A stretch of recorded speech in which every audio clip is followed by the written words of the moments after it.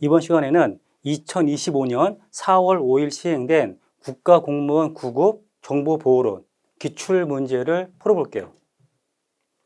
1번 문제를 보면요. 적극적 공격에 해당되는 것만 고르면은. 자, 얘는 우리 그 교재 있죠? 교재 앞쪽에 보면은 7페이지에 소극적 공격과 적극적 공격에 대한 내용이 있어요. 자, 먼저 소극적 공격, 수동적 공격 같은 말이에요.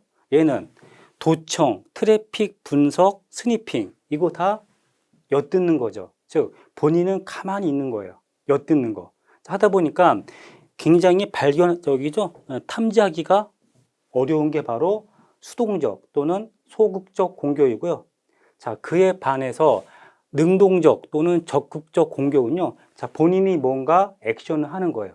즉, 메시지를 변조하거나 메시지를 파괴하거나 또는 신분을 위장하거나 이게 이제 적극적 공격이죠. 자, 그러면은 자, 1번 문제에서 이러한 적극적 공격에 속하는 것들은 먼저 1번 위장 있죠? 그 다음에 2번 변조. 요거는 적극적 공격이니까 1번이네요. 자, 그래서 여기 보면은 자, 도청이나 트래픽 분석 같은 것들 이제 엿듣는 거잖아요. 그 이제 일반적인 게 자, 내가 지금 내 친구랑 오랜만에 자, 카페에서 내 친구랑 지금 막 대화를 하고 있어요. 근데 분명히 옆 테이블에 앉아 있는 사람이 우리의 대화를 엿듣는 것 같아. 자, 그런 심정이 들 때가 있죠. 그래서 내가 따지면은 퍼쩍 뛰죠. 근거 있냐고. 당연히 근거 없죠. 자, 이런 것들은 그러니까 심증은 가는데 물증이 없는 게 바로 수동적 공격이에요. 그에 반해서 위장이나 변조는 본인이 뭔가 액션을 취하는 거죠. 자, 이렇게 해가지고 자, 1번은 1번이고요. 자, 그 다음에 2번을 보면요. 전자서명이 제공하는 보안 요소가 아닌 것은. 이 그 전자서명은 67페이지에 보면요. 여기 그 전자서명에 대한 내용이 있는데 이 전자서명에서 뭐 가장 큰 특징이라고 해야 되나? 여기 보면은 얘는 무결성을 확실하게 체크하죠. 그런데 기밀성, 즉 내용 자체를 암호화를 안 시켜요. 여기 딱 봐도요. 요 메시지가 지금 평문이죠. 암호화를 안 시켰어요. 이게 왜 그런가 하면은 자, 그 전자서명. 자, 지금 요게 전자서명인데 이 특징은 메시지가 평문이에요. 그 이유가 카드 계산할 때 이게 가장 그 시간이 많이 걸리는 게 이 수신자의 공개 키를 가져와서 얘를 암호화하는데 시간이 많이 걸리더라 하는 거죠. 이제 마트에서 사람들 쭉 줄 서 있는데 이게 시간이 막 1, 2분 걸려봐. 그 뭐라 하죠? 안 쓰죠. 그러니까 그냥 냅두는 거예요. 근데 잘 따져보면은 자, 내가 이제 그 결제할 때 중요한 거는 내가 10만 원을 결제하면은 그 금액이 안 바뀌는 게 중요한 거죠. 즉 무결성이 중요한 거지. 무결성이 중요한 거지. 아, 뭐 내가 뭐 마트에서 뭐 빵 사고 우유 사고 그거 봐서 뭐 할 건데. 좀 그런 게 좀 있어요. 그래서 요건 자, 전자서명에서는 저 속도 그거를 높이기 위해서 굳이 메시지 자체를 암호화를 안 시키는 게 특징이에요. 그래서 여기에 보면은 근데 할 수도 있어요. 옵션에서 할 수 있거든요. 그리고 여기 자 이제 그 셋을 보면은 이 셋에서 신용카드에서는 암호화 다 시켜요. 그러니까 이게 옵션이 이게.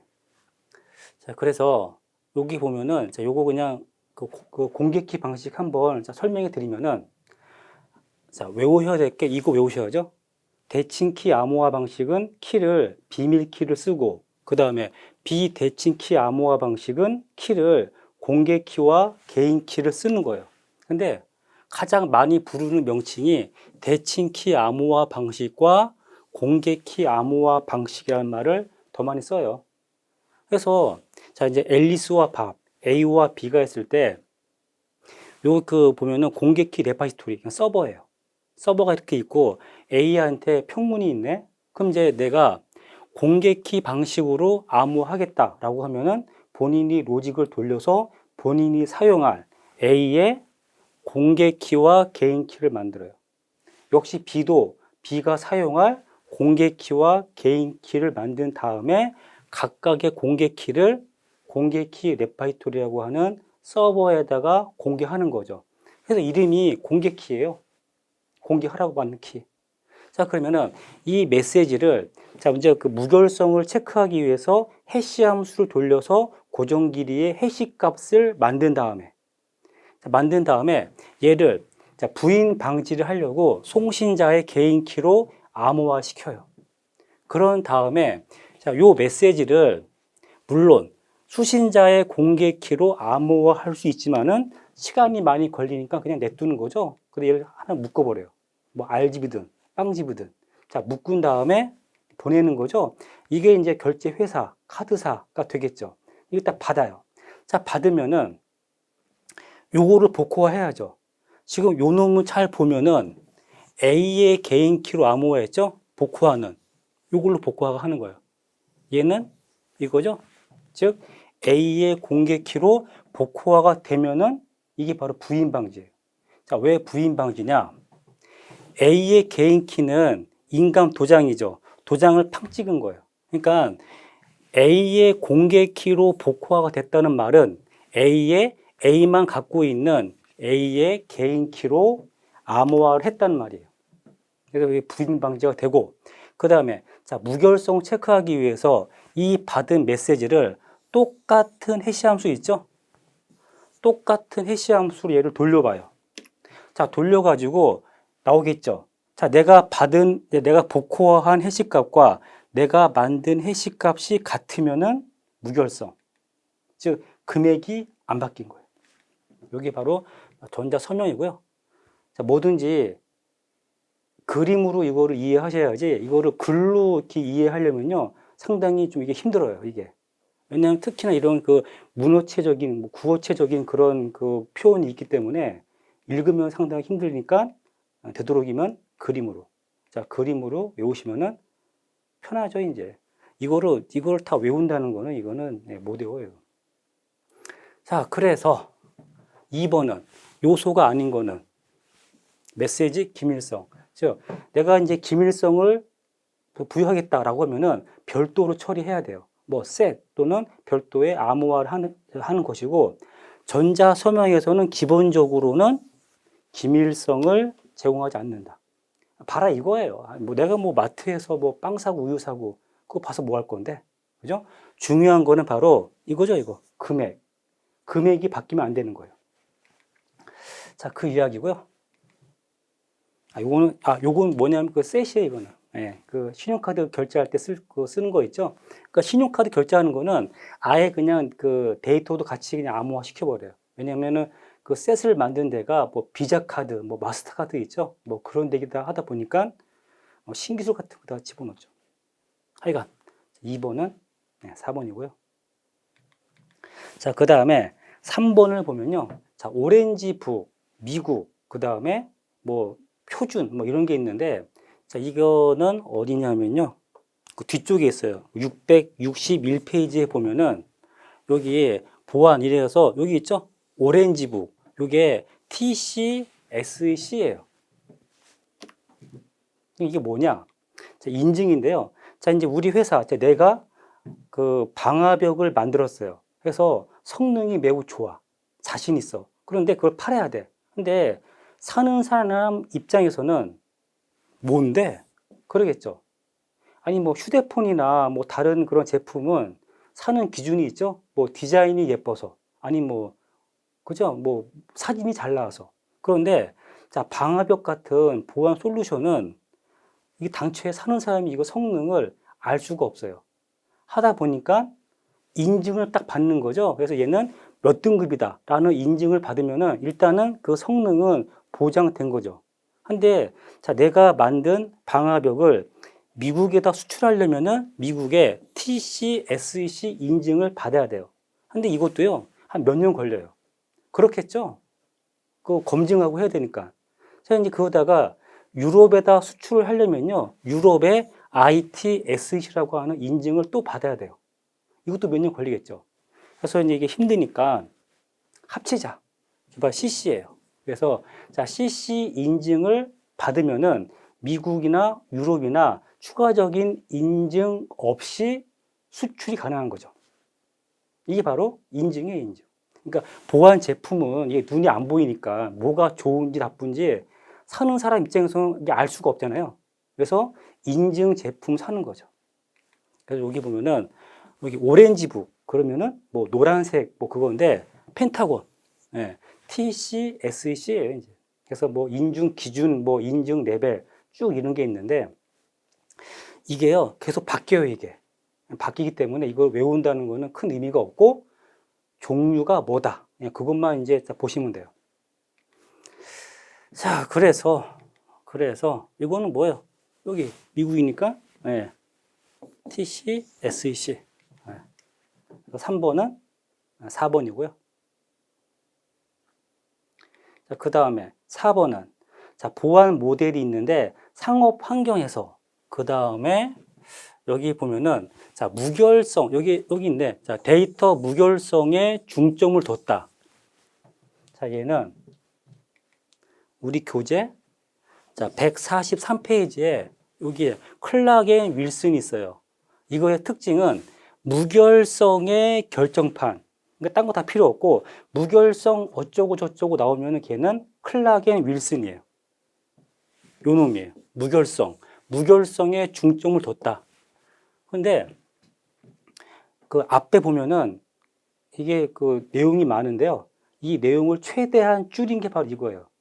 맥, 덱, 알백, C백, BLP. 그 다음에 뭐 비바, 차이니스 월, 클락 앤 윌슨. 자, 요것만 외우면은 한 5, 6페이지는 그냥 끝나요. 그래서 요거 자, 수업 시간에 요거 했으니까 간단하게 설명해 드리면은 먼저 맥방식이라고 하는 거는 혹시 그 군대에서 이런 거 봤죠? 이런 거 붙이는 거. 이게 바로 맥방식이에요. 강제적 접근제요. 그 다음에 여기 자, 덱방식은요, 얘는 그 유닉스에서 쓰이는 거예요. 운영체계에서 체인지 모드라고 하는 명령을 이용해서 내가 권한을 줬다 뺐다 할 수 있는 거. 그 다음에 덱방식이 이거고요. 덱방식이 이거고, 그냥 이런 식으로 하는 거 있죠? 즉, 운영체계에서 쓰는 게 바로 덱방식이다라고 보면 돼요, 이제. 그 다음에 요 알백은요, 회사에서 쓰는 거예요. 알백은.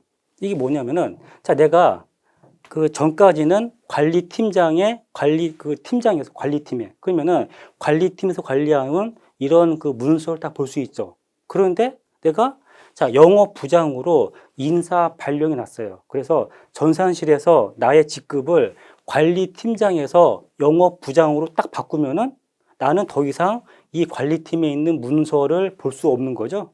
대신 영업팀의 문서는 볼 수 있도록 확 바뀌는 거. 이게 바로 알백이에요. 즉, 역할 기반이고 이런 것들은 회사에서 자주 이제 그 인사 발령 나면은 이거를 언제 하나하나 이걸 다 바꾸겠어요? 아예 그냥 그 직책별로 바꿔버리는 거. 이게 바로 롤 베이스 알백이에요. 그래서 이런 그 알백에 대한 설명 쭉 했고요. 그 다음에 C백도 있고, 그 다음에 BLP는 군대에서.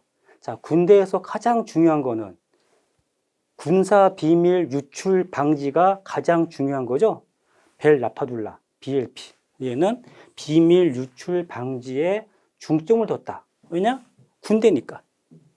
그럼 얘는 BLP 또는 뭐 벨 라파둘라. 사람 이름이에요, 이제. 기타, 비바, 차이니스 월, 클락 앤 윌슨. 이런 거 있으니까요. 자, 그래서 지금 문제는 이거 된 거죠, 이거. 무결성의 결정판. 그러면은, 네, 클락 앤 윌슨. 그 다음에 5번은요, 정보 보호 목적인데, 뭐, 기밀성, 무결성, 가용성. 이거 외우셔야죠. 기무가부. 이거 어디냐면은 맨 앞장에 있어요. 3페이지. 자, 3페이지에 보면은 기밀성, 무결성, 가용성. 그래서 가용성이라고 하는 거는 내가 필요로 할 때 내가 원하는 서비스를 다양한 디바이스를 통해서 받는 거. 방법은 뭐 백업 및 이중화 뭐 그런 것들을 이용하는 거죠. 가용성이에요. 사용할 수 있게 하는 거. 계속해서. 그러면 5번은 사용할 수 있게 하는 거. 가용성. 5번은 2번이고요. 그 다음에 6번은 자, 개인정보보호법에서 규정하고 있는 개인정보에 해당하지 않는 것을. 자, 얘는 그 뒤쪽에 그 법률 쪽이 있는데 699페이지에 보면은 자, 여기에 개인정보보호법이라는 게 있어요. 그래서 그 혹시나 내가 자세한 거를 좀 보고 싶다. 그러면은 law.go.kr 자, 거기에 들어가 보면은 이렇게 그 법률을 쭉 볼 수 있거든요. 자, 거기서 이제 보면은 찾아 딱 그 개인정보보호법 딱 치면은 나와요. 즉 여기 정의가 있죠. 개인정보란 이렇게 딱 나와요. 살아있는 개인에 관한 정보다라고 법에 적혀 있죠. 살아있어야 돼요. 이게 정의예요. 그래서 얘는 뭐예요? 해당하지 않는 거는 그렇죠. 네. 살아있는 개인에 대한 정보가 개인 정보다라고 적혀 있어요, 이게. 그래서 뭐 이거는 뭐 맞냐 틀리냐 뭐 그게 문제가 아니죠. 6번은 4번. 자, 그다음에 문제 7번을 보면요. 공인 IP 주소, 그다음에 사설 IP. 그래서 뭐 부족한 경우에 적용 가능한 방식이고 공인 IP 대역으로 자동 매핑해주고 내부 IP를 숨길 때 쓰는 거. 자, 이거는 낱장비인데요. 자, 어디냐면은 209페이지에 보면은 여기 IP 공유기라고 하는 낱장비가 있어요. 자, 얘가 우리 그 초기에는 지금 얘가 뭐 KT나 하나로 통신이에요. 그 다음에 여기 지금 우리 집이에요.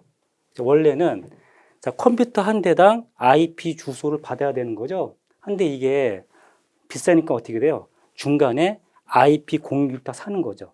그래서 요 IP 공유기만 공인 IP를 세팅하고 나머지는 사설 IP를 세팅하는 거예요. 이거는 그냥 구분용으로. 자, 그러면은 얘가 요 각각의 컴퓨터로 구분해야죠. 자, 그거는 포트 넘버를 이용해 가지고요. 쭉 구분 짓는 거예요. 그래서 이 낱장비가 하는 일이 공인 IP에 대한 사설 IP를 포트 넘버로 얘를 쭉 갖고 있는 거죠. 자, 그래가지고 요거는 그 수업 시간 했으니까 그냥 빨리 넘어갈게요. 그러니까 중요한 건 뭐냐면은 자, 하나의 공인 IP를 가지고 포트 넘버를 이용해 가지고 그 우리 지금 이게 지금 집이에요, 이게. 자, 집이면은 안방, 거실, 건너방, 마루에 있는 컴퓨터들을 같이 쓰는 거. 즉, IP 공유기가 바로 낱장비예요. 그러면 이제 얘가 뭐 하나로 통신이다. 그러면은 쭉 잘 보니까, 어라?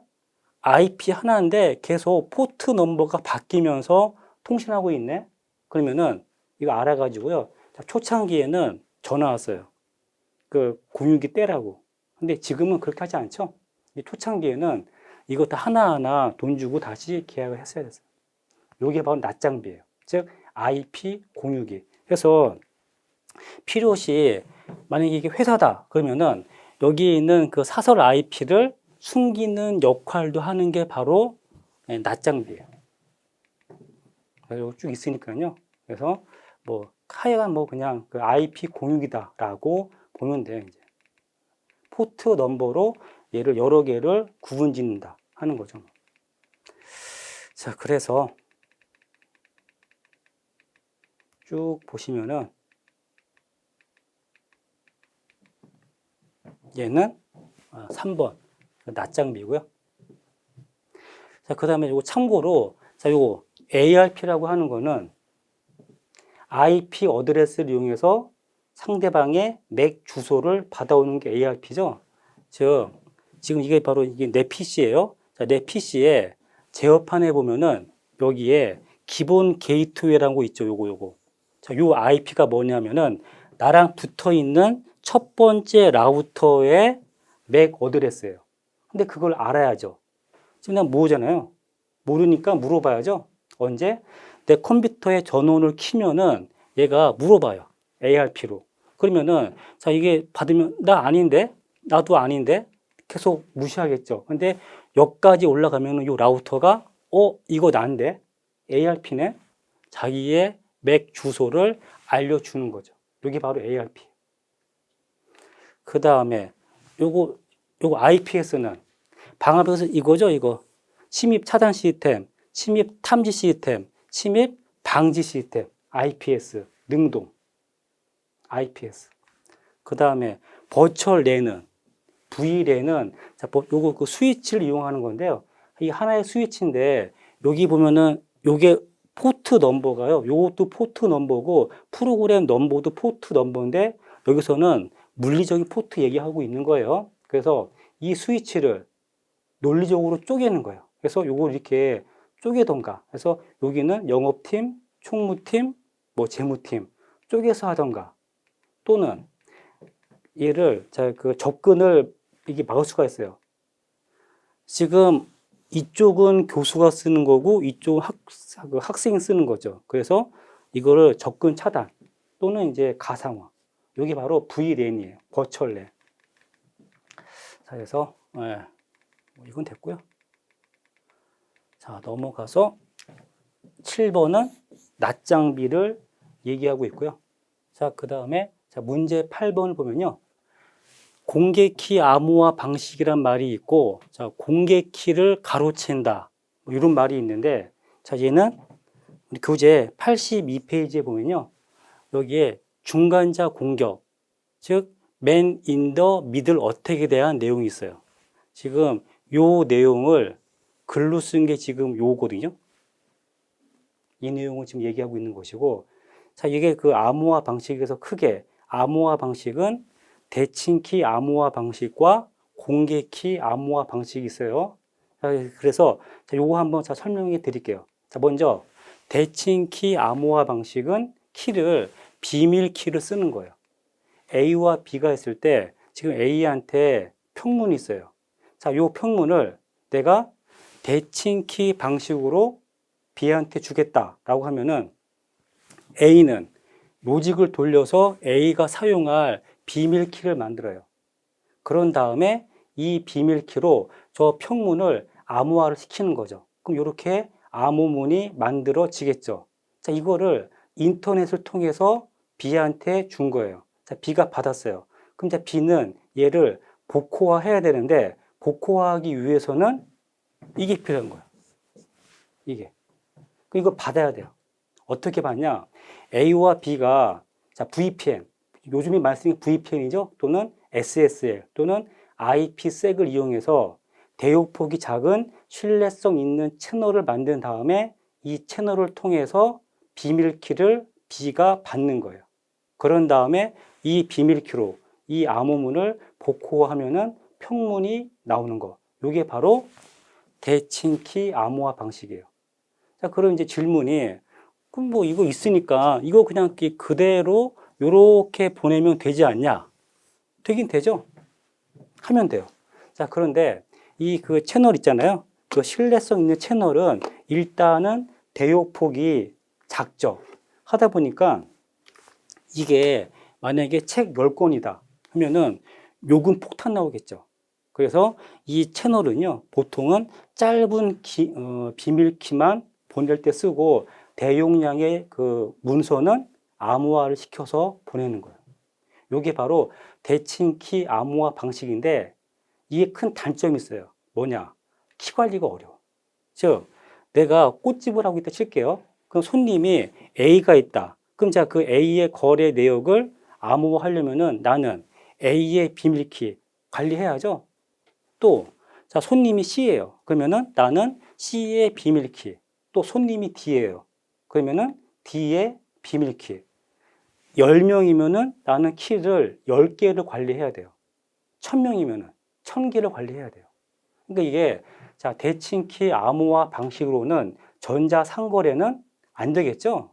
그러니까 이건 뭐 1대1 통신만 되는 거예요. 이게 바로 자, 대칭키 암호화 방식이고, 자, 그 대칭키의 종류, 요 종류만큼은 좀 외우셔야 돼요. 데스에스 시드, 하이트, 이데아, RC5, 아리아. 그리고 의외로 우리나라가 만든 표준이 많아요. 시드, 하이트, 그 다음에 아리아, 또 이제 LEA도요, 이번에 국제 표준이 됐어요. 이거 대단한 거죠? 자, 미국도 몇 개 안 되고 유럽도 하나밖에 없어요. 그 이유가, 자, 우리한테는 우리의 그 약한 부분을 골라서 찔러대는 최고의 스파링 파트너가 있죠. 그게 어디예요? 북한. 하다 보니까 우리가요, 우리 뭐 보안 수준이 낮다고 생각하죠. 아니에요. 국제 그 세미나 같은 데 가잖아요. 하면은 우리나라가 거의 이스라엘과 동급으로 쳐요. 우리 굉장히 높아요. 수준이. 그걸 알 수 있는 게 뭐 랜섬웨어나 뭐 그런 거만 그 뉴스에서 뭐 난리를 치면은 우린 잘 모르죠. 왜냐하면은 우리나라는 다 회사나 개인이나 다 정품 쓰죠. 윈도우즈 다 정품 쓰잖아요. 하다 보니까 정품을 쓰면은 지가 알아서 업그레이드 해요. 하다 보니까 우린 잘 모르죠. 그래요. 자, 이게 바로 대칭키 암호화 방식이고, 그 다음에 자, 공개키 암호화 방식은 요 종류 좀 외우셔야 돼요. DPL만, RSA, DSA, ECC, 라빈, 엘가말. 이제 이 중에 지금 요 DPL만은 쓰지 말라고 얘기하는데 그 이유가 바로 요거. Man in the middle attack. 즉, 중간자 공격에 취약하기 때문에 DPL만은 쓰지 말라고 얘기합니다. 근데 의외로 시험 문제에는요, DPL만이 잘 나와요. 그 이유가 얘들은 워낙에 복잡하기 때문에 사람이 풀 수 없는데요. 얘는 숫자를 작은 걸 하면은 이게 풀 수 있어요. 그래서 이제 요거 DPL만을 이제 내긴 하죠. 자, 그러면은 자, 공개키 암호화 방식 지금 요거예요.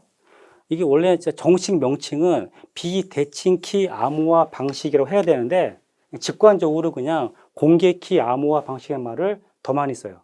자, 얘는 자, 공개키 암호화 방식은 자, 지금 A가 있고 B가 있어요. 자, 그러면 A가 자, 이제 요 평문을 공개키 방식으로 암호할까? 그러면은 A는 A가 사용할 A의 공개키와 개인키를 만들어요. 역시 B도 B가 사용할 B의 공개키와 개인키를 만든 다음에 인터넷에 있는 공개키 레파지토리 서버예요. 그 서버에다가 이름이 공개키죠? 공개해버려요. 이렇게 공개한 다음에 지금 A가 저 메시지를 B한테 암호해서 줄 거죠? 그럼 뭐예요? B의 공개키로 이 메시지를 암호화시켜요. 그럼 이제 이렇게 만들어진 암호문을 B한테 인터넷을 통해서 주는 거죠? 받았어요. 자, 그러면은 이거를 복호화해야 되는데 요 암호문은 요걸로 암호화했죠? 그럼 뭐 복호화는 B의 개인키로 복호화가 되는 거예요. 요게 바로 공개키 암호화 방식이에요. 그래서 자, 이 과정을 글로 쓰면요. 이게 굉장히 길어요, 이게. 해가지고 자, 이거를 글로 풀이 쓴 게 이거거든요. 이거예요. 요 과정을 그러니까 이거를 외우면요. 이게 외울 수도 없어요, 이게. 힘들어가지고. 그리고 자, 시험 문제에 나오는 거는 요 순서 있죠. 이 순서를 뒤죽박죽 한 다음에 얘를 순서대로 나열한 것은 나오겠죠? 근데 이게 중간에 뭐가 이빨이 빠져 있어. 그럼 이거 이제 맞춰야죠.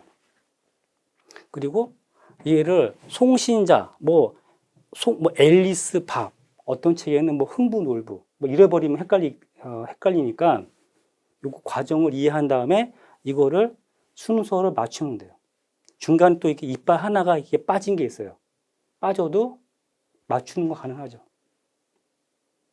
자, 그래서 자, 대칭키 암호화 방식과 공개키 암호화 방식의 특징. 자, 공개키 암호화 방식을 쓰는 이유가 가장 큰 장점이요. 이거예요.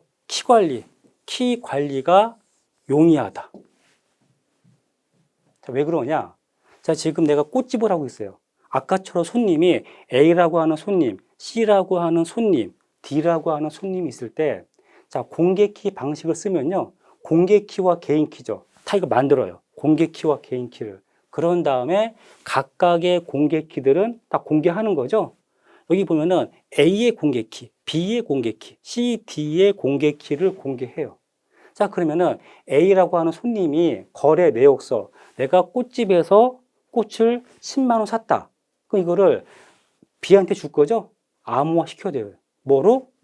B의 공개키로 암호화 시키겠죠.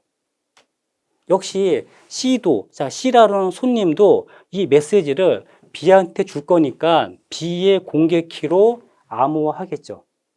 D도 B의 공개키로 이 거래 내역을 암호화하겠죠. 그런 다음에 B한테 주는 거죠. 자, 받았어요. 그러면은 이거를 복호화해야 돼요. 뭐로? 지금 요놈 다 B의 공개키로 암호화했죠? 복호화는 B의 개인 키로 복호화. 얘도 복호화. 얘도 복호화. 어때요? 요거 하나만 잘 관리하면은 얘가 손님이 100명이든 1000명이든 간에 다 복호화가 되죠? 그래서 공개키 암호화 방식이 키 관리가 용이하다라고 하는 거예요. 용이하다. 그래서 이런 그 내용들 쭉 있는데요. 근데 이것도요, 좀 단점이 있어요. 뭐냐? 내가 요거를 만약에 분실했다. 그러면은 이거 다 복호화가 안 되겠죠? 근데 이게 진짜로 한번 있었어요. 이게 언제냐면은 2002년도인가? 2019년도에 이게 한번 뉴스에 나왔어요. 코인 거래소인데 잊어먹었대. 뭐를? 그 서버에 개인 키를 잃어버렸대요. 이걸 잃어버렸대. 이거를. 요거를 잃어버렸대요. 그러니까 지금 내 거기 뭐 잔액이 얼마 있다는 거 이거 복호화가 안 되겠죠. 그럼 어떻게 되는 거예요? 네, 파산. 개인 키를 잊어버려서 파산했다. 그런데 이거를 잊어먹는 게 가능한가 싶기도 한데 하여간 뭐 잊어먹었대요. 네, 그러면 뭐 파산이죠. 이제 그런 위험성은 있다. 하지만은 이거를 쓸 수밖에 없는 게 뭐 고객이 뭐 늘면 늘수록 그렇죠. 공개키를 써야 돼요. 그런데 이거는 뭐냐면은 공개키 위험 중에 하나가 바로 중간자 공격이라는 게 있어요. 이게 바로 중간자 공격인데 이거 하나씩 볼게요. 자, 공개키 암호화 방식이니까 각각의 공개키를 공개키 레파지토리라고 하는 서버에다가 공개하겠죠. 그런데 인터넷 상에는 해커도 있겠죠? 그 해커를 편의상 Z라고 할게요. 그러면은 이 해커도 해커의 공개키와 개인 키를 만드는 거예요. 즉, 해커의 Z의 공개키와 Z의 개인 키를 만든 다음에 딱 기다리고 있는 거예요. 이따가 이제 A가 이거를 B한테 줘야 돼. 만약에 이 내용이 그거예요. 뭐 입찰 금액이 10억이다. 그런 내용을 이제 그 입찰할 때 B한테 암호화로 주는 거죠. 그러면은 이 A는 B의 공개키로 이거를 암호화하려고 하겠죠. 이때 해커가 중간에서 이 B의 공개키를 낚아채요. 그런 다음에 해커의 공개키를 B의 공개키인 것처럼 속여서 A한테 주면은 A는 그 해커의 공개키로 이 메시지를 암호화하는 거예요. 자, 그럼 해커가 이거를 인터넷상에 낚아채요. 해커의 공개키로 암호했으니까 해커의 개인 키로 복호화가 되겠죠? 그럼 이제 딱 보니까, 입찰 금액이 10억이었어? 입찰 금액도 알고, 더 나쁜 건 뭐냐면은, 바꿔요. 안에 있는 내용을. 10억이 뭐야? 한 100억을 해. 이렇게 바꿔요. 바꾼 다음에, 아까 낚아챘던 요거 있죠? B의 공개키 있죠? 이 B의 공개키로 이 평문을 암호화 시켜요. 자, 그러면은 B가 이걸 딱 받아가지고 자신의 개인 키로 복호화 하니까 당연히 복호화가 되겠죠? 왜냐하면은 자신의 공개 키로 요거 암호화 했잖아요. 그러니까 복호화가 되죠. 딱 봤더니 입찰 금액이 100억이라고? 네. 근데 이거를 B는 의심할 거리가 전혀 없죠? 왜냐? 자신의 개인 키로 복호화가 됐기 때문에. 이게 바로 Man in the middle 어택이에요. 중간자 공격이에요. 이거예요. 자, 그래서 요게 설명한 게요. 지금 요거 B고 받는 사람이 A고요. 그 다음에 해커를 C로 한 거예요. 자, 볼까요, 한번? 공개키 A와 B 통신에 C가 개입을 했다. 그 다음에 C는 A의 공개키를 낚아챈 거죠. 그래서 B에게 C의 공개키를 A의 공개키처럼 이거죠, 이거. 그러니까 해커의 공개키를 A가 보낸 것처럼 보내가지고 요 B는 그 해커의 공개키로 메시지를 암호하면은 해커 C는 그걸 받아가지고 해커의 개인 키로 복호한 다음에 그거를 다시 A의 공개키로 암호화해가지고 보낸 거죠. 그럼 이제 얘는 자신의 개인 키로 메시지를 복호화한다. 그죠? 자, 요 내용을 글로 쓴 거예요, 글로. 그래서 어렵게 나오면요, 이 중간자 공격 있잖아요. 이거를 순서를 바꾼 다음에 이 순서를 뭐 순서대로 나열한 것은 나오겠죠? 그럼 이제 이거 뭐예요? 글로 외우지 말고 그림으로 외우세요. 그러면은 중간에 이빨이 빠져 있어도 순서대로 맞추는 게 가능하죠. 그리고 이 과정은 뭐예요? Man in the middle attack. 중간자 공격이 되는 거예요. 그래서 자, 8번은 2번이고요. 자, 9번 문제를 보면요. 자, 공개키 암호화 방식으로 송신자가 수신자한테 보낼 평문을 암호화할 때는 받는 사람의 공개키를 받아서 암호화 시켰죠? 자, 요 내용이 51페이지에 보면요. 자, 여기 지금 공개키 암호화 방식에 대한 그 설명이 있으니까, 자, 요거 보면은, 자, 다시 한번, 공개키 암호화 방식은, 자, 이제 A와 B가 있을 때 이 평문을, 공개키면은 공개키와 개인키, 공개키와 개인키 만든 다음에 서버에다가 각각의 공개키를 공개하죠.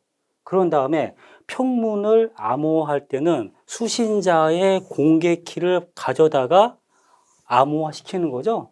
이거 딱 해서 B한테 주면은 복호하는 수신자의 개인 키로 복호화하는 거죠. 이게 바로 공개키 암호화 방식이에요. 이게. 자, 그러면은 자, 공개키야 뭐 송신자가 수신자한테 보낼 평문을 암호화할 때는 수신자의 공개키로 암호화 시키는 거죠. 자, 그래서 이제 이게 받았고, 그 다음에 이번에는 송신자가 평문을 전자서명에서 수신자한테 보낼 때, 자, 뭐를 사용한다? 송신자의 개인키, 자, 전자서명은 부인 방지를 해야 돼요.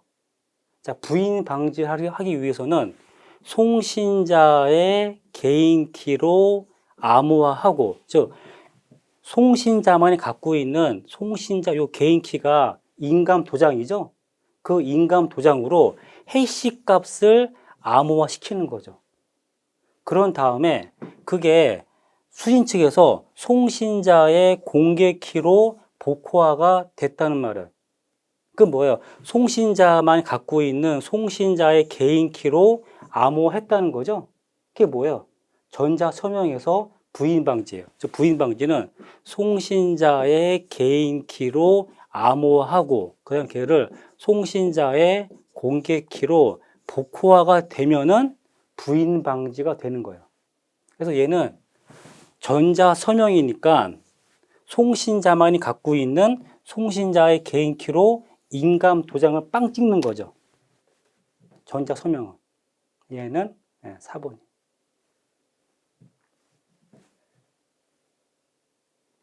그 다음에 10번은 개인정보보호법인데요.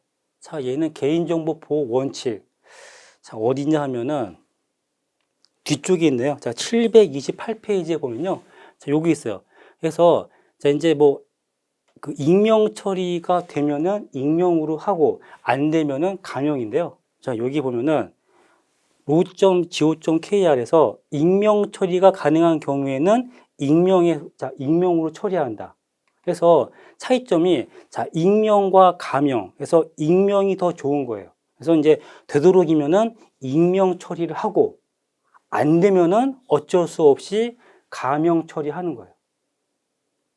근데 일본은 뭐예요? 지금 바뀌었죠? 가명이 아니고 뭐예요, 이거? 먼저 익명으로 해 보는 거죠.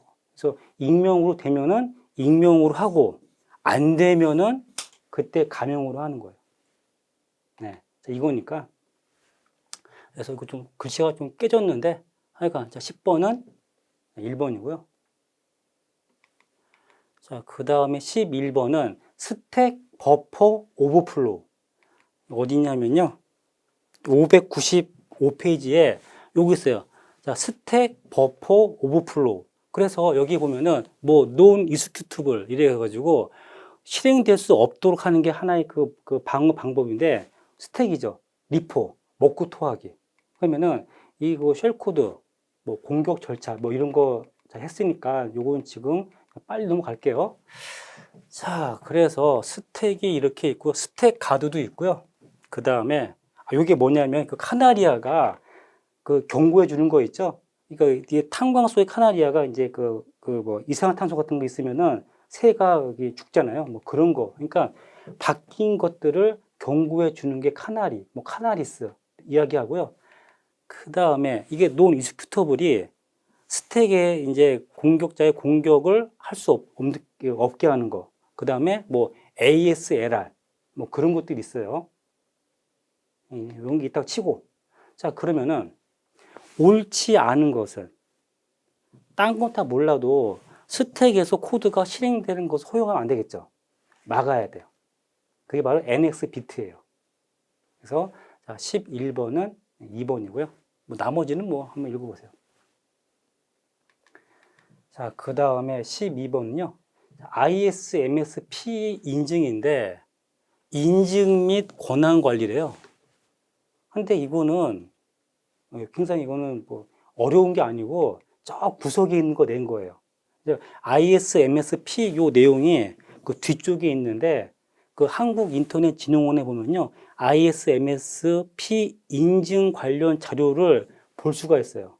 자, 여기를 보면은 지금 인증 및 권한 관리에는 사용자 계정 관리, 사용자 식별, 인증, 비밀번호 뭐 이러한 내용들이 있거든요.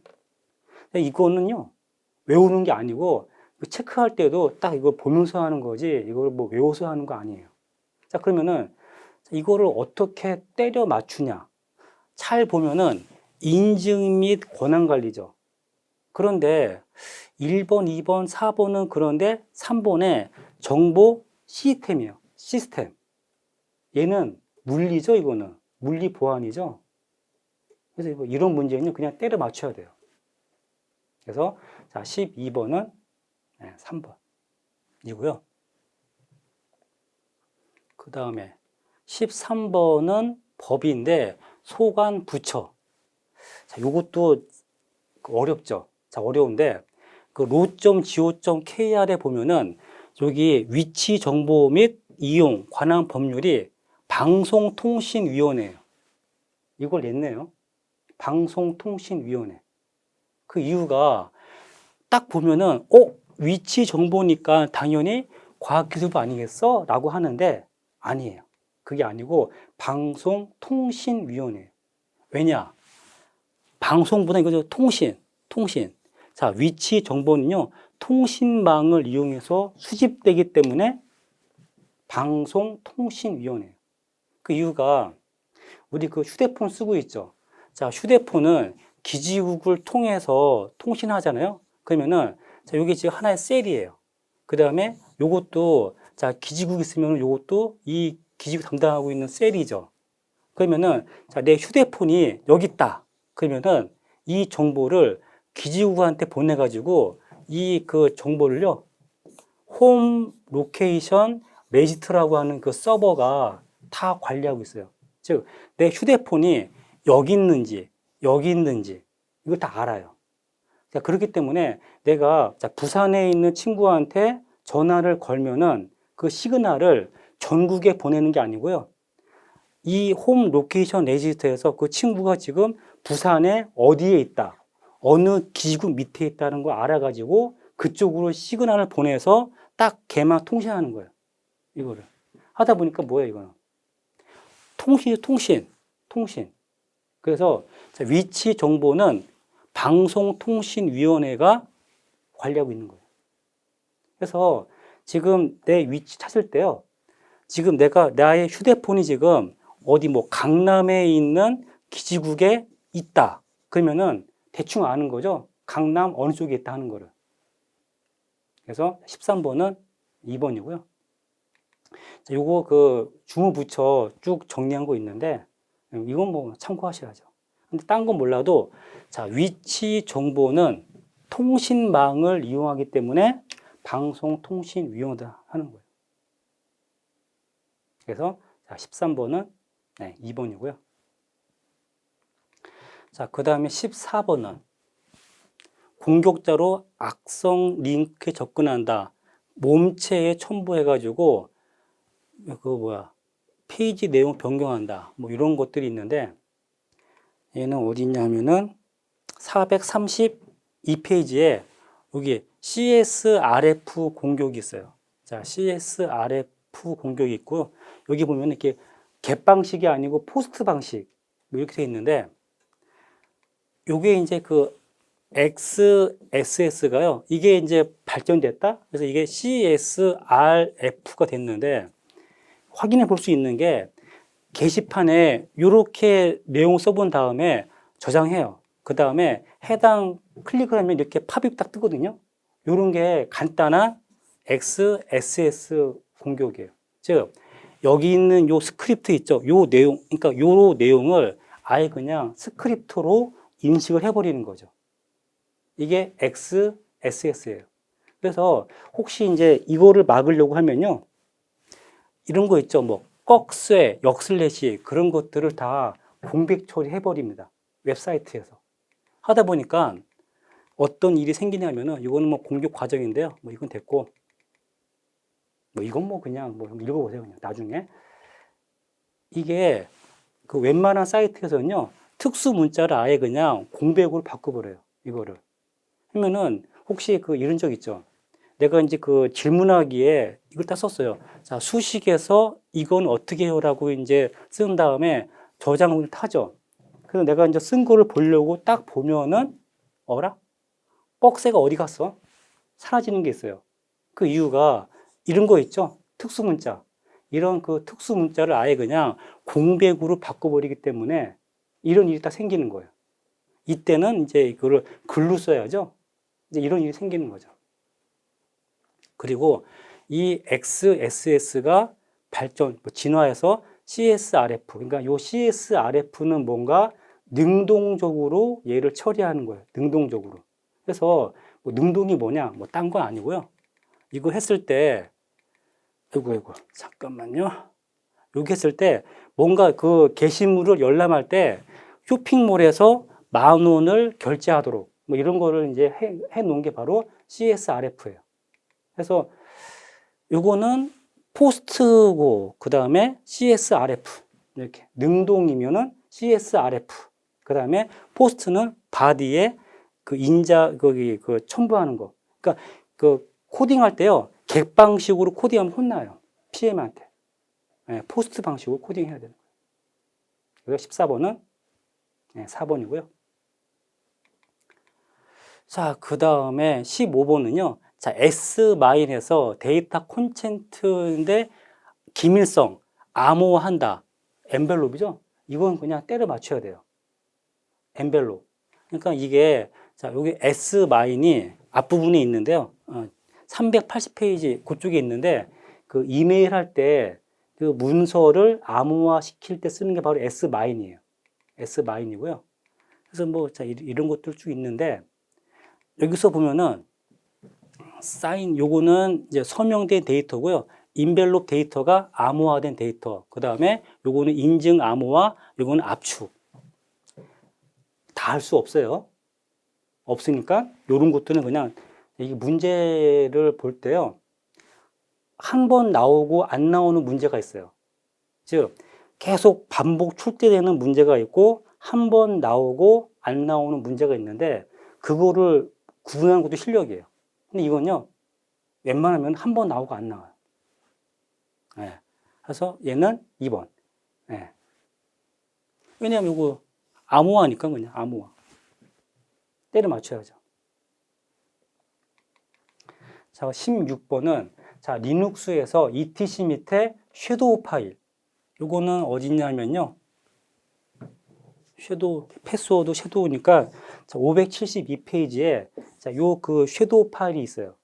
즉, 이 유닉스가 보면은 요거는 그 패스워드 파일, 요 패스워드 파일에 요거 그 암호화된 여기 이제 패스워드 넣었는데 하도 털리니까 이거 뺐어요. 자, 빼고 그 암호로 어디다 놓냐면은 섀도우 파일에 넣은 거예요.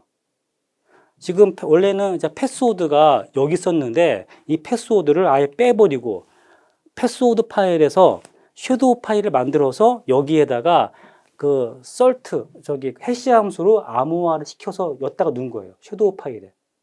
그래서 자, 패스워드 파일에는 뭐 정보, 사용자 정보가 패스워드 파일에 들어가 있고, 뭐 이건 뭐, 그 다음에, 자, 섀도우에는 지금 요거 있죠. 요거 이제 2번이 뭐냐면 암호화가 패스워드가 암호화가 돼가지고 저장되어 있는 거예요. 그래서 요것도요, $1은 해시 알고리즘의 종류. 그래서 뭐 1이면은 뭐 MD5, 뭐 뭐 256, 4512, 뭐 그런 것들을 적어 놓고, 그 다음에 두 번째는 썰트 값. 임의의 값이 있죠? 그게 있고, 요 세 번째가 그 해시 값을, 그러니까 암호화된 해시 값이 있는 거예요. 그게 바로 섀도우 파일이에요.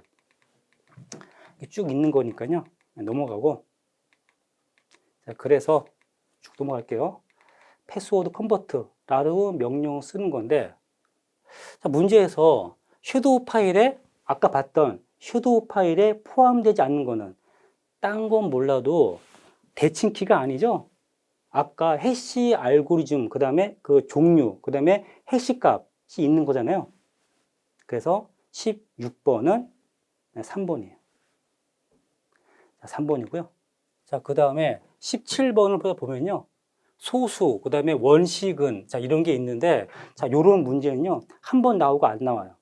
이거 뭐 문제 그 낸분이 이쪽으로 뭐 하는 것 같은데, 예, 한 번 나오고, 그죠? 안 나올 건데, 여기서, 자, 원식근이라는 말이 있는데, 자, 요거, 그 원식근이, 요것만 간단히 설명해 드릴게요.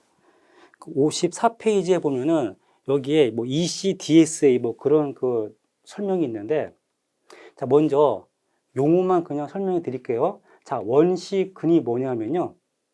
자, 예를 들어서 17의 원식근에는 3이다. 자, 이 말이 의미하는 거는 자, 17이잖아요. 그럼 3을 쫙 자, 이 10, 그러니까 자, 요거를 쫙 써줘요. 써준 다음에 자, 모듈러 연산은 나머지를 구하는 거죠. 17의 원식근에 3이 있다 하는 거는 3의 1승부터 16승까지 한 다음에 걔를 17로 나눠서 나머지 값을 구하는 거예요. 그러면은, 자, 원식은은 이빨이 빠지면 안 돼요. 무슨 말이냐? 1, 2, 3, 4, 5, 6, 7, 8, 9, 10, 11, 12, 13, 14, 15, 16. 어때요? 이빨 빠진 게 없죠? 그러면은 이게 만족을 해야지 17의 원식은은 3이 되는 거예요. 이게. 그러면은, 자, 이게 암호화가요, 놀랍게도 이거를 구할 때는 공식 같은 거 없어요. 즉, 하나하나 이걸 다 돌려봐야 돼요. 생 노가다죠? 이게 바로 암호화예요, 이게. 즉, 키를 알면은 노가다 할 필요가 없는데, 키를 모르면은 될 때까지 얘를 해봐야 돼요. 근데 지금 얘는 그나마 17이니까 작으니까 이게 됐지. 만약에 100짜리다. 그럼 이건 뭐예요? 정말 생 노가다겠죠? 그걸 이용하는 게 바로 암호화예요. 그래서 뭐 이런 거 구하려고 하면요. 자, 원식은 개수 같은 것도 하면은 얘를 다 하나하나 해봐야 돼요. 그래서 공식이 없으니까 뭐야? 하나하나 이걸 다 맞춰봐야 되는 거죠? 생 노가다. 그래서 처음에 나왔던 디프헬만이라는 학자가 그 수학자인데 이 원식을 이용해서 만들었고요. 그 다음에 타원 곡소는 뭐냐면요. 이거 할 수도 없고요. 할 필요 없어요. 그 휴대폰에서 쓰려면은 배터리를 절약해야죠. 하다 보니까 뭔가 그 로직은 짧은데 강도를 세게 하려고 만든 게 타원 곡선이에요, 그냥. 그래서 계속 반복을 하면 한쪽으로 모이더라. 뭐 그런 거니까요. 됐어요, 이건. 넘어가고. 그래서 뭐 ECC 뭐 이런 것도 있고요. 타원 곡선. 그래서 뭐 디프헬만 여기 보면은 디프헬만 이산대수 인수분해 이런 것들을 이제 쓰고 있는 거죠. 그래서 요건 자 넘어갈게요. 그래서 요거는 그 처음에 나왔던 여기 이제 그 디프엘만 해서 그 원식을 쓰고 있죠. 그래서 이거 서로 이제 계산해가지고 약속을 한 다음에 그 데이터를 암호화해서 이제 보내는 거. 이게 이제 그 공통의 비밀키 구하는 공식이에요, 이게. 됐어요. 뭐 이거 넘어갈게요, 그냥. 자, 그래서 이런 것들, 요게 이제 그 인수분해죠? 어딨어? 요게 이제 그 인수분해. 소수가 나올 때까지 인수분해하는 거죠. 그리고 요건 이제 그 디프렐만 다음에 나왔던 RSA, 소인수분해. 여기서 소로소가 뭐냐면요. 얘도 잘 보면은 공식이 없어요. 될 때까지 모든 경우의 수를 다 해봐야 되거든요. 즉, 자, 15의 약수잖아요. 그러면은, 자, 1의 약수, 2의 약수, 3의 3, 4, 5, 6, 7, 8, 9, 10, 얘를 쭉 가져. 자, 소로소가 의미는 1 외에는 공약수가 없는 거예요. 뭐냐? 자, 지금 얘는 1이죠. 3이죠. 5죠. 그 다음에 15죠. 그러면은, 자, 2를 제외하고 공약수가 없는 거. 요거, 소로소죠. 그 다음에 요것도 소로소고, 얘는 아니죠? 요거 소로소고, 얘 아니고, 얘 아니고, 얘 소로소고, 얘 소로소고, 아니고, 아니고, 소로소. 이게 소로소예요. 이런 게 있나 보다 하세요, 그냥. 그래서 이제 이거 하는 거니까, 여기서 자 뭐냐면은 이건요 뭐 슈노 소명이라는 게 있는데요. ECDSA보다 간단한 게 슈노예요. 그 독일에서 이거를 만들었어요. 이거. 그래서 RSA 나오면은 오일러 함수가 나오고 엘가마 나오면은 모듈 연산하고 ECDSA는 좀 복잡하다. 뭐 그러한 특징이 있고요. 그래서 17번은 4번이고 이거는 또 나오기는 어렵겠죠. 아무래도 한 번 나오고 안 나오는 문제라고 보시면 돼요. 자, 그다음에 18번을 보면요.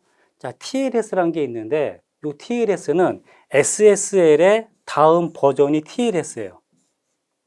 그럼 요거 자, SSL은 뭐냐? 402페이지에 보면요. 여기 그 SSL 있거든요. 여기서 그 SSL이 뭐 핸드쉐이크 프로토콜 자, 이런 게 있는데 이 SSL이요. 의외로 우리가 쉽게 보는 거예요. 즉, 내가 인터넷 뱅킹을 하려고 은행 사이트에 접속을 하면은 뭐가 막 내 PC에 막 깔리죠. 그게 바로 SSL이에요. 자, 그래서 요게 이제 뭔가 깔려서 내가 그 계좌번호와 패스워드를 인터넷을 보낼 때 암호화 시켜서 보내는 거. 그게 바로 SSL이에요. 즉, 얘가 은행이고요. 내가 지금 내 PC에서 인터넷 뱅킹을 하려고 은행 사이트에 접속을 하면은 먼저 이게 막 깔리죠, 이거를. 프로그램 지가 막 깔린 다음에 그게 끝나면은 자세히 보면요. HTTP가 HTTPS로 바뀌면서 저 오른쪽 하단에 그 자물쇠 마크가 딱 생겨요. 이 말은 지금 나랑 이 은행 간에 서로 암호화 통신하겠다고 하는 거예요. 즉, 여기서 SSL이 깔리는 거죠. 암호하겠다고 하는 거예요. 그리고 이 SSL의 다음 버전이 TLS예요. 그래서 TLS는 휴대폰에서도 쓸 수 있게 하는 거. 그리고 요 SSL 지금 요거를 요렇게 당겨 보면은 위에는 응용 프로그램, 그 다음에 그 밑에는 TCP, 그 다음에 여기 있죠. 핸드쉐이크가 얘가 인터넷 한다 그러면 얘가 요렇게 가요. 요렇게 가는 거예요. 그래서 요거 핸드쉐이크. 그래서 쭉 있는 거고요. 그러니까 내가 인터넷 뱅킹을 한다. 그러면 얘가 요렇게 가는 거예요. 그렇게 보시면 되고요. 자, 그래서 여기서 보면은 핸드쉐이크 프로토콜 과정이요. 헬로우 한 다음에 인증서, 공개키 받아가지고 인증서 전달하고, 그 다음에 암호화 통신하고 이런 거예요, 그냥. 이런 게 있나 보다 하시고요. 자, 그래서 얘는 넘어가고. 자, SSL, 다음이 TLS예요. 즉, SSL을 좀 더 가볍게 한 게 TLS다라고 보면 돼요. 그러면은, 자, TLS, 핸드쉐이크 프로토콜 목적에 해당하는 거. 먼저, 아까 그 인증서 왔다 갔다 했죠. 그 다음에 세션 키 교환했죠. 요 두 개라고 보시면 돼요. 18번은 네, 1번이고요. 자, 그 다음에 19번은요. 해시 맥인데요. 이 해시 맥이 어디냐 하면은 69페이지에 해시 맥, 메시지 인증 코드에 대한 설명이 있는데 이게 워낙에 그 표준이 많고 종류가 많아가지고요. 다 한다는 거는 할 수도 없고 해봤자 별 의미가 없어요. 하여간 이렇게 하는 게 그 해시 맥이에요, 그냥. 네.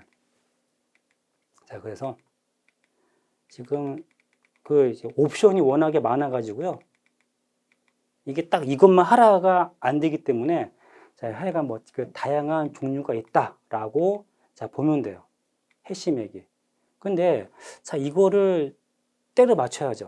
자, 때려 맞춰야 되는데 여기 보면은 오패드가 있고 아이패드가 있어요. 그래서 그 패드라고 하는 것은 길이를 딱 맞추는 거거든요. 그래서 이제 얘를 왼쪽에다가 0을 채워서 길이를 맞추는 방법이 있고 오른쪽에다가 0을 채워서 길이를 맞추는 방법이 있는데 지금 얘는요. K 플러스는 왼쪽에다가 0을 붙이는 게 아니고 오른쪽에다가 0을 붙여가지고 길이 맞춰줘요, 그냥. 그래서 여기 보면은 오른쪽에 0을 추가해서 길이를 맞춘다. 이걸 냈네요. 글쎄, 이거 또 나오기는 어려울 것 같아요. 그래서 이건 그냥 잘 참고하시고요. 19번 3번이에요. 자, 그 다음에 20번은 암호 블록 운용 모드인데, 얘는요, 그 CBC에 대한 그 문제를 낸 거예요. 그러면 자, CBC가 33페이지에 보면은 그 운용 모드에서 자, CBC 요거 있죠? 이걸 낸 거예요, 이거를. 그럼 이제 얘는 뭐냐? 자, 보시면 요거는 제가 외우라고 얘기하거든요. 자, 그 블록 모드에는 ECB, CBC, 그 다음에 CFB, OFB, CTR. 그 중에서도 요 놈이 오류 전파가 발생해요. 자, 왜 그러냐? 그 CBC 모드는요, 암호할 때 얘를 평문을 여러 개의 평문 블록으로 짜게요. 쪼갠 다음에 자, 이제 요거를 이제 그 암호화 시키는 거죠. 근데 잘 보면은 피드백, 즉 출력이 그 다음 블록의 입력으로 들어가거든요. 얘를 이렇게 암호화 시키는 거예요. 이렇게. 자, 그래서 지금 요게 자, 이니셜라이즈 벡터예요. 초기화 벡터. 이게 왜 있냐면요. 잘 보면은 끝에 출력이 입력으로 들어갔죠. 얘도 앞에 이전 블록이 출력이 입력으로 들어갔죠. 얘도 출력이 입력. 근데 얘는 없잖아. 없으니까 그 이니셜라이즈 벡터를 넣어주는 거예요. 그 역할을 하는 것이고요. 그러면은 지금 그 CBC 모드가 오류 전파가 발생 나는데 자 볼까요 한번? 여기서 오류가 딱 났어요. 그럼 어떻게 돼요? 당연히 뭐 얘도 오류고 뭐 얘도 오류지만은 이게 요렇게 가죠. 그래서 오류. 또 얘도 요렇게 가죠. 오류. 얘도 이게 바로 오류 전파예요. 오류가 한 블록에서 오류가 난 게 전체 블록으로 퍼지더라. 이게 바로 CBC 모드에서 오류 전파고요. 얘는 CFB도 이런 현상이 발생해요. 그러니까 요건 뭐 외우셔야죠. 그리고 이게 지금 그 CBC 모드에서 그 암호화인데요. 그 뭐 수식 같은 거 이게 딴 게 아니고 이게 뭐예요? 이전 블록에서 사이퍼, 그러니까 암호문을 평문 블록과 베타적 논리합을 한 거죠. 그 다음에 뭐예요? 인크립션, 암호화 해가지고 암호문 블록이 나왔다. 이거를 글로 쓴 게 아니고요. 수식으로 그냥 쓴 거예요, 그냥. 이거죠, 이거. 그래서 이제 이게요. 그리고 이게 자 그리는 사람 마음이에요. 이게 원서에는 이게 아니고요. 이렇게 돼 있거든요. 근데 이거는 좀 그림이 복잡하니까 최대한 간략화해서 저는 이렇게 그린 거니까요. 똑같아요. 뭐 이거나 그러니까 이렇게 그리나 아니면 뭐 이렇게 그리나 그리는 사람 마음이에요. 자, 그다음에 자 복호하는 암호문 블록을 역시 쪼갠 다음에 각각을 복호하는 거예요. 이때도 이니셜라이즈 벡터 해가지고 복호해서 얘를 각각의 평문 블록으로 만들어서 합치는 거죠. 그래서 원서에는 이렇게 되어 있는데 똑같아요. 이거나 이거나. 예, 똑같고, 그다음 요거 이제 그 코딩한 거고요. 복호화. 그래서 얘를 좀 보기 좋게 그린 게 이거예요. 자, 그거고, 요거는 이제 초기고, 요것도 이제 버전 업돼서 이렇게 딱 된 거고요. 그린 사람 마음이에요. 그럼 이제 얘도 오류 전파가 발생하고, 지금 요것도요. 자, 입력 값이 좀 사이퍼 블록이죠. 받아가지고 디크립션, 복호하는 거예요. 뭐를? 암호문 블록을 복호하고, 요건 뭐예요? 이전 블록에 암호문을 받아가지고 베타적 논리합한 거죠. 이거를 글로 안 쓰고 수식도 아니죠. 그냥 이게 알파벳을 쓴 거예요. 자, 그래서 요걸 봐야죠. 요걸. 자, 이 관계가 요거 이게 지금 요 평문 블록이 자, 요게 뭐예요? 앞에서 나온 암호문 블록이죠? 얘랑 그다음 요거는 베타적 논리합을 한 거고 그다음에 요 안에 있는 게 자, 암호문 요거 지금 요 암호문을 복호한 거죠. 디크립션. 이거죠, 이거. 이렇게 한 거죠. 이거 뭐 두 개를 베타적 논리합해서 나온 게 이거죠, 이거. 평문블록. 요 과정을 이렇게 쓴 거예요, 이렇게. 자, 그러면은 자, 요거를 지금 내가 알고 있다라고 치면은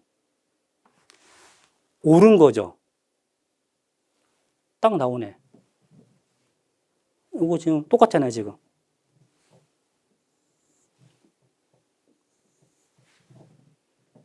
그래서 얘는 1번이 맞아요. 자, 나머지는 요거 반드시가 아니고, 그러니까 이게 이니셜라이즈 벡터는요, 예측이 불가능하면 돼요. 난수. 그 다음에 요거는 뭐야? 그러니까 이 블록에 자, 암호문 한 개 블록에 오류가 생기면은 복호할 때 두 개의 블록에 영향을 미친다. 이렇게 해야 돼요. 그래 병렬 처리가 복호할 때만 병렬 처리가 가능하다 하는 것이고요. 요거 있죠. 여기 무슨 말이냐면은 암호문 한 개 블록에 오류가 발생하면은 복호할 때는 두 개의 블록에 영향을 미친다. 볼까요, 한번? 여기서 오류가 딱 났어요. 그러면은 그 오류는 얘 오류죠? 그 다음에 이 오류가 요렇게 가죠. 그러면은 얘도 오류. 그래서 오류. 어때요? 하나의 오류가 두 개 블록에 영향을 미치죠? 이 얘기예요, 이거. 그래서 자, 20번은 1번이고요. 그래서 그 정보보론 그 문제풀이 했는데 이 그 특징이요. 쉬운 문제는 쉽고요. 어려운 문제는 상당히 어려워요. 그러니까 중간 문제가 없어요. 하다 보니까 그 뭐 이런 거 다 물론 하면 좋죠. 근데 이거 할 수도 없고요. 그래서 이제 최대한 자, 쉬운 것들은 맞추고 그다음에 어려운 문제는요. 문제를 잘 보면은 거기에 약간 힌트가 있어요. 그래서 이제 그 때려 맞추는 방향으로 보시고 그 실력이요. 한 번 나오고 안 나오는 문제들이 있잖아요. 그거를 구분할 수 있는 것도 실력이에요. 즉 이런 게 또 나오기는 저는 어렵지 않을까라고 이제 보거든요. 네. 자, 그래서 이렇게 기출 문제 위주로 봐서 너무 어렵다 하는 것들은 뭐 어떻게 했어요? 뭐 건너뛰셔야죠.